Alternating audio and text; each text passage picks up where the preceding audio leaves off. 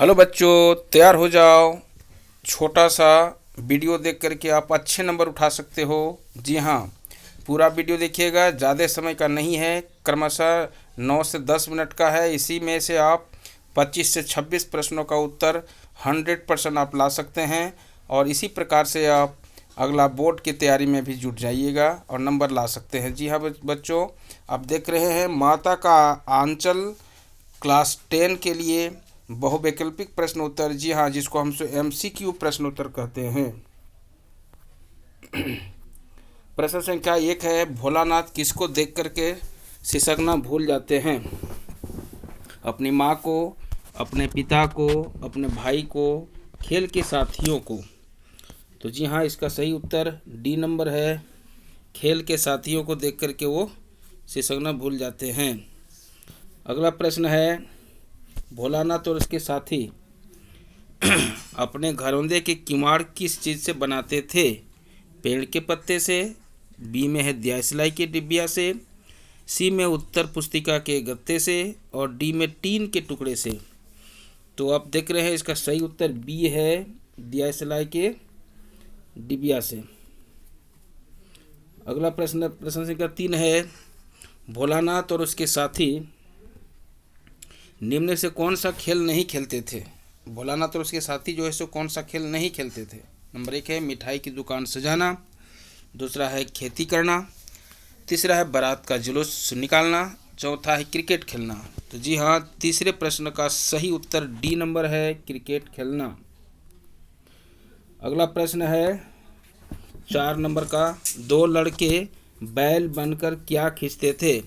मोट खींचते थे, हल खींचते थे, बैलगाड़ी खींचते थे, आपस में लड़ते थे। तो दो लड़के बैल बन करके सही उत्तर है बी नंबर, हल खींचते थे। अगला 5वां नंबर का प्रश्न है, भोलानाथ और उसके साथी मूसलाधार बारिश में पेड़ की जड़ से किस प्रकार चिपक गए थे? ऑप्शन शुरू है। 1 नंबर, जैसे शरीर से जोंक चिपक जाती है। नंबर 2, जैसे कुत्ते के कान से अठई चिचड़ी यानी चिपक जाती है। सी में जैसे चींटी गुड़ से चिपक जाती है। डी में जैसे बिच्छू अपने शिकार पर चिपक जाता है। तो आप इसका सही उत्तर बी नंबर बिल्कुल सही है, जैसे कुत्ते के कान में अठई चिपक जाती है। अगला प्रश्न है 6 नंबर का, बुढ़वा बेईमान मांगे करेला का चोखा कहकर बच्चों ने किसको चिढ़ाया था? ये जो लोकोक्तियाँ है, बुढ़वा बेईमान मांगे करेला का चोखा, यह कहकर बच्चों ने किसे चिढ़ाया था? 1 नंबर है बूढ़े दूल्हे को, दूसरा है स्कूल के हेडमास्टर को, तीसरा है मुसन तिवारी को, चौथा है पाधा जी को। तो इसका सही उत्तर बच्चे लोग आप जानते हैं, इसका सही उत्तर क्या होगा? सही उत्तर है मुसन तिवारी को, डी नंबर का। 6 नंबर का क्वेश्चन है, मकई के 7वां नंबर का है, मकई के खेत में किनका झुंड चर रहा था? बकरियों का, भैंसों का, चिड़ियों का, भेड़ों का। यदि आपको लोकोक्तियाँ याद है, राम जी की चिड़ई, राम जी का खेत, खा लो चिड़ई भर भर पेट, तब आपको समझ में आ जाएगा कि सही उत्तर सी नंबर है, चिड़ियों का। 8वां नंबर का प्रश्न है, लड़के और खाली जगह पराई पीर नहीं समझते, दूसरों के कष्ट को नहीं समझते हैं। कौन? 1 नंबर में आता है लंगूर, दूसरा में गधे, तीसरा में बंदर, चौथा में घोड़े। तो आप जानते हैं लड़के और सीधी सी बात है सी नंबर बंदर। लड़के और बंदर जो है वो पराई पीर नहीं समझते हैं। 9 नंबर का है, जब भोलानाथ चूहे के बिल में पानी डाल करके आया उस समय उसकी माँ क्या कर रही थी? क्या बच्चे इसका सही उत्तर आप जानते हैं? तो कमेंट बॉक्स में हमसे पहले उत्तर से पहले कमेंट कर देना। 1 नंबर है दाल बना रही थी, 2 नंबर में चावल साफ कर रही थी, 3 नंबर में सो रही थी, चौथा में कढ़ाई का कार्य कर रही थी।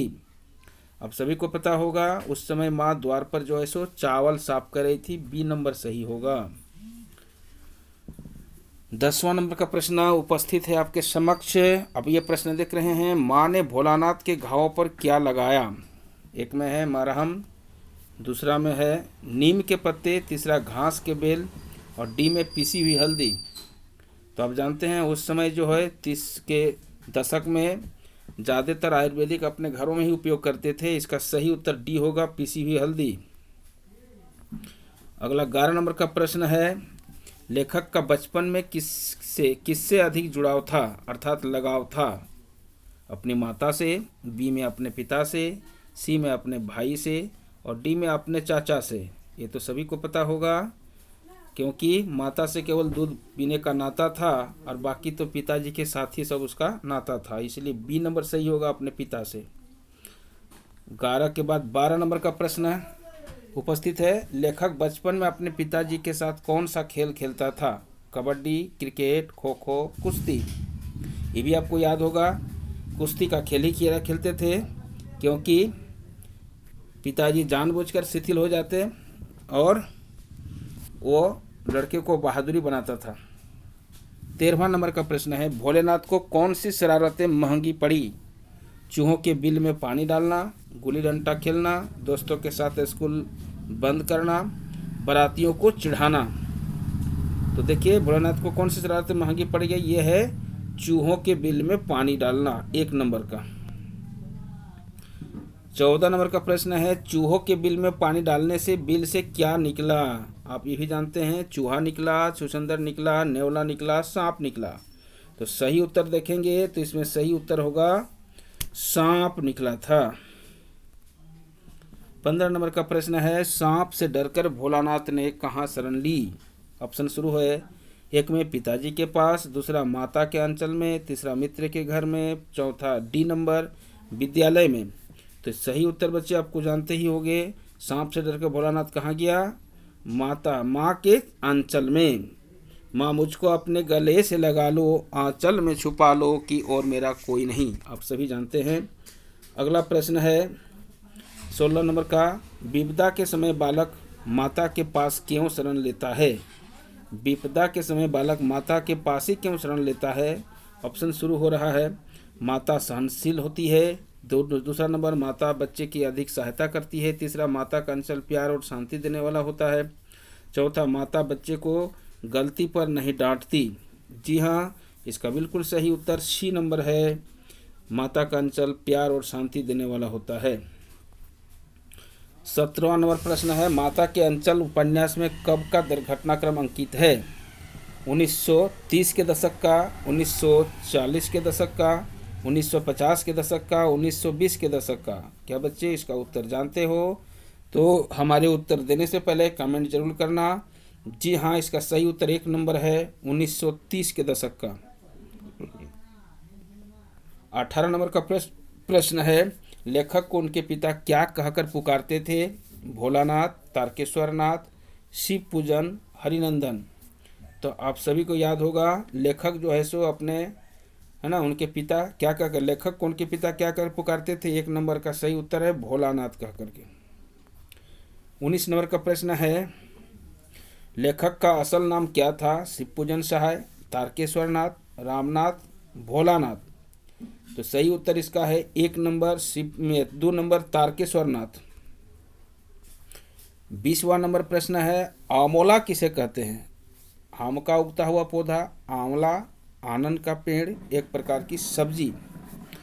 तो ये यदि अगर देखिएगा तो आमोला जो है सो आम का उगता हुआ पौधा है। 21 नंबर का प्रश्न है, मृदंग कब बजती है? क्या बच्चे आपको याद होगा? लोकोक्तियाँ यदि याद है तो इसका उत्तर भी बड़ा सुंदर दे सकते हो। जहाँ बच्चों का संग तहाँ बाजे मृदंग, जहाँ बूढ़ों का संग तहाँ खर्चों का तंग। इस हिसाब से देखेंगे तो जब बूढ़ों का संग होता है तो खर्चा होता है, जब विद्वान का संग होता है, जब लड़कों का संग हो, जब एकांत हो। तो इसका सही नंबर आप देख ले हैं, जब बच्चों का संग हो। 22 नंबर का प्रश्न है, लेखक बचपन से ही किसके गले लग गए थे? माता के, भाई के, बुआ के, पिताजी के। तो बच्चा जो है बचपन से ही अपने पिताजी के गले लग गए थे। 23 नंबर का प्रश्न है, भोलानाथ पूजा के समय मस्तक पर कैसा तिलक लगाते थे? चंदन का, बभूत का, हल्दी का, सिंदूर का।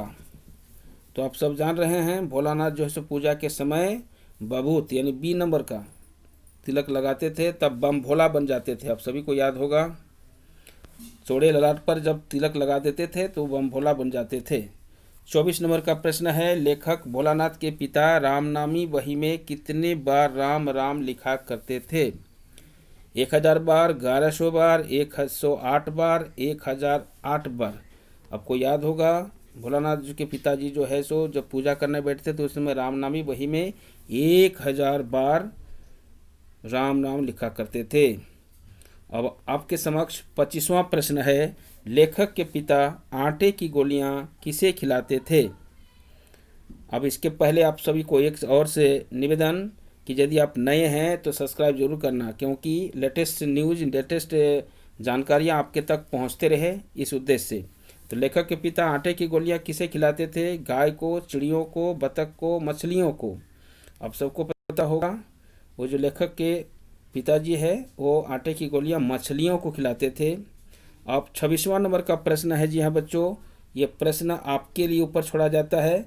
आप इसका उत्तर कमेंट बॉक्स में ज़रूर करके उत्तर दे करके भेजिएगा, ताकि हम समझ पाएंगे कि आप इसका उत्तर दे पाए हैं। माँ को बाबूजी के खिलाने का ढंग पसंद क्यों नहीं था? एक बार फिर से सुन लीजिए प्रश्न। माँ को बाबूजी के खिलाने का ढंग पसंद क्यों नहीं था? ये उत्तर आप सबों के लिए छोड़ दे रहे हैं। आप इसको कमेंट बॉक्स में ज़रूर लिख के भेजिएगा, ताकि हम समझेंगे आप इसको प्यार से देख रहे हैं, और हम इस तरह से और अच्छी अच्छी जानकारी आपके समक्ष उपस्थित करते रहूं, लाते रहूं। आज के लिए इतना ही, धन्यवाद।